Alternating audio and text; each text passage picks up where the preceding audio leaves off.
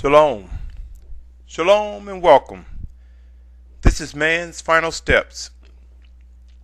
It is a continuing series to those who would be among the ranks of the 144,000 and multitude mentioned in Revelation chapter 7 and 14. Today is December 30th, 2013. My name is Symmanayah, and this series continues the messages in which I am compelled to present to those whose ears are designated to receive. In this segment of Man's Final Steps, it is entitled, I Told You versus I Should Have. I told you versus I should have. What side will you be on? Greetings again, my brothers and sisters. End times predict times of humbling events. By now, many have come to grips that we have entered into man's final steps. While unbelief continues to have a strong hold on the majority, each day, deliverance is emerging among those who sincerely seek to worship and obey the Almighty Father Yahuwah. As we witness people being delivered from strongholds of all types, as well as discovering life ourselves, much talk has erupted about what must be done. The thing about hindsight is that after it is too late, there is not much anyone can do but possibly learn from another's mistake. Believe it or not, we will see a time when one of these two phrases will be all too common. One of the phrases such as, I told you, versus a phrase of, I should have. There will be those among the living who will say to people, I told you. These will be grateful to the mercy and favor discovered in following righteous guidance. In other words, out of being obedience, they will be grateful to be in a position to say, I told you. But yet, we would still face grief and remorse for those who would not listen. On the other hand, there will be those who will say, I should have. Yes, I should have. Who will face regret, remorse, and in some instances, death. What side of the result will you be standing? Will you be one who say, I told you? Or one who say, I should have? We are bombarded with many things regarding our obedience to the Almighty Father Yahuwah through His set-apart Spirit sent in Yahusha's name. Many have become perplexed at the alarming amount of contradicting teachings on what we must do during these end times. I submit to you, my brothers and sisters, there will be no excuses. We will witness the words, I told you, as well as, in some cases, I should have, flow from the mouths of many. Given that these are man's final steps, let's see if we can address critical things to consider in making the right decisions at the right time. Priorities. Since we are a people who are moved by sight, let's begin with what we see. There will be many who will decide to follow those based on whether or not the leader is dressed in a so-called or perceived Hebrew garb. There will be some who will even determine their allegiance to a camp fellowship based on the imagery, such as whether pictures or symbols, for example, like a menorah or a seven-pointed candlestick, or the Almighty Father Yahuwah's name carved in wood or carved in some way, shape, or form, whether it be in ancient Paleo or modern Hebrew, or even English, posted at the gathering places. My brothers and sisters, the wicked one has caused us to take on imagery and put on what we believe may be the Father's name on garments, on our heads, on our jewelry, even start selling it to one another.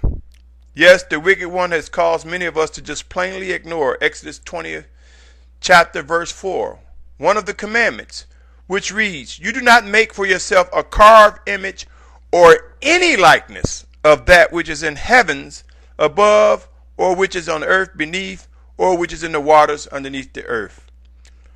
Many of us have become victim to such treachery, such wicked behavior. Some unknowingly, some we talk ourselves into the flare, the vanity of such behavior.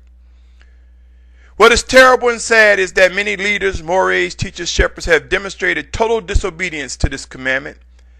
They have talked themselves into flagrant displays of wickedness, and they have led many others on that same path.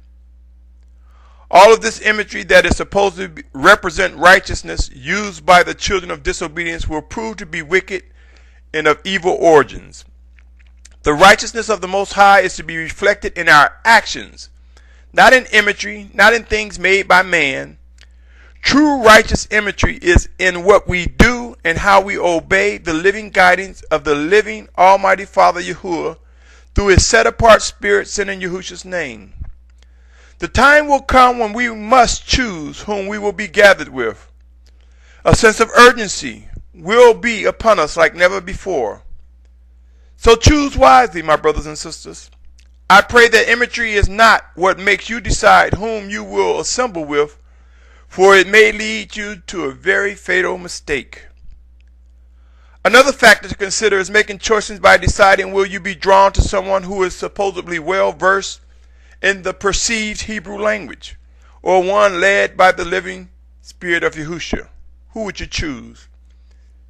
The clean lip mentioned in Zephaniah 3:9, which reads, "For then I shall turn unto the people a clean lip, so that they are all call on the name of Yahuwah to serve Him with one shoulder." This will not occur, my brothers and sisters, until the return of our Mashiach, our Messiah. While there are those who have been called to understand and speak on various languages, many have forged ministries with promoting their interpretations as the clean lips spoken in Zephaniah as their teachings of Hebrew. They are sadly mistaken.